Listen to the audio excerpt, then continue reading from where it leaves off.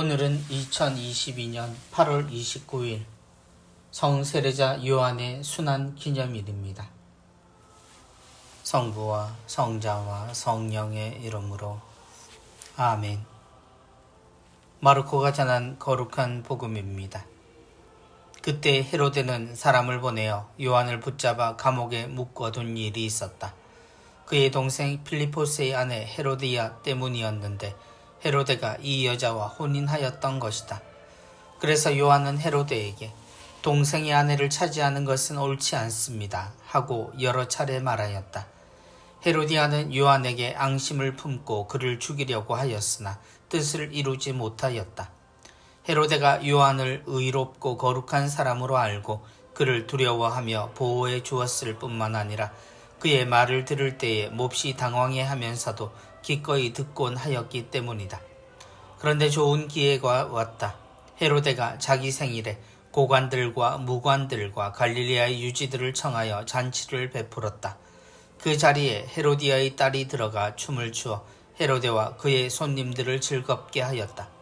그래서 임금은 그 소녀에게 무엇이든 원하는 것을 나에게 청하여라. 너에게 주겠다 하고 말할 뿐만 아니라 내가 청하는 것은 무엇이든 내 왕국의 절반이라도 너에게 주겠다 하고 굳게 맹세까지 하였다. 소녀가 나아가서 자기 어머니에게 무엇을 청할까요? 하자 그 여자는 세례자 요한의 머리를 요구하여라 하고 일렀다. 소녀는 곧 서둘러 임금에게 가서 당장 세례자 요한의 머리를 쟁반에 담아 저에게 주시기를 바랍니다 하고 청하였다. 임금은 몹시 괴로웠지만 맹세까지 하였고 또 손님들 앞이라 그의 청을 물리치고 싶지 않았다. 그래서 임금은 곧 경비병을 보내며 요한의 머리를 가져오라고 명령하였다.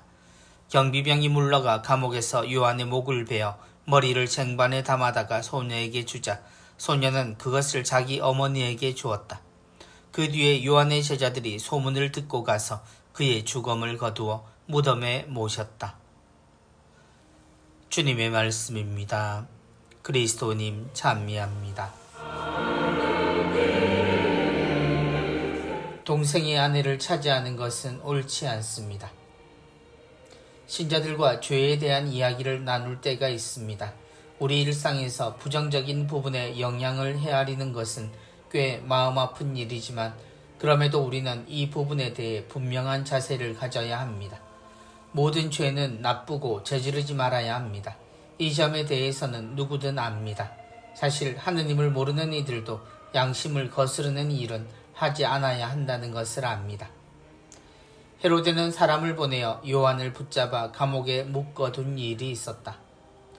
오늘 등장하는 세례자 요한의 순환의 모습은 우리가 어떻게 죄를 짓게 되는지를 알게 해줍니다. 잘못은 분명 헤로데가 했고 요한은 그의 잘못을 지적했습니다. 그는 자신의 잘못에 대한 요한의 지적을 듣고 알고 있었습니다. 그럼에도 그는 자신의 잘못된 혼인을 지키려 했습니다. 그저 그가 할 수 있는 일은 요한의 목소리로부터 조금 편하자는 것이었습니다. 의롭다는 것을 아는 요한이었기 때문입니다. 그런데 좋은 기회가 왔다. 그런 요한이 잘못한 일은 없었습니다. 그런데도 그를 못마땅해 하던 헤로디아는 계속 그를 죽이려 합니다.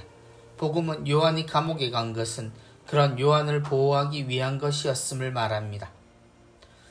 무엇이든 원하는 것을 나에게 청하여라. 너에게 주겠다 하고 말할 뿐만 아니라 내가 청하는 것은 무엇이든 내 왕국의 절반이라도 너에게 주겠다. 결국 헤로데는 자신의 마음에도 없는 명령을 하게 됩니다. 요한을 죽이려고 한 것은 헤로디아이지만 결국 자신이 그의 목을 베게 됩니다.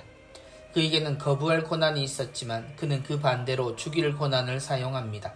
그것은 어쩔 수 없는 것이 아니라 자신이 그렇게 하여 자신의 체면을 지키려 했기 때문입니다.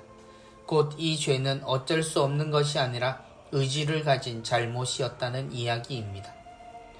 요한의 머리를 가져오라고 명령하였다.